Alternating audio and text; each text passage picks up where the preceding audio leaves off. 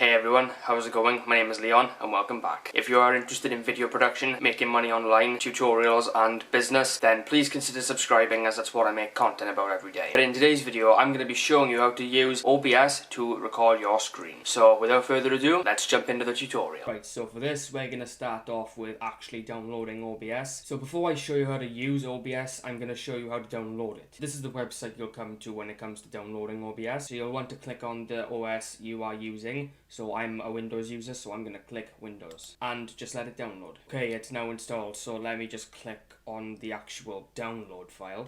And this is the setup wizard you will be greeted with. So just click next. Yeah, I'm not surprised it's telling me that OBS is already running but yeah, so let's just cancel it. And well, here we are, this is basically OBS. And so this is the interface you are met with when you start up OBS. So as you can see, you've got sources here. So in order to add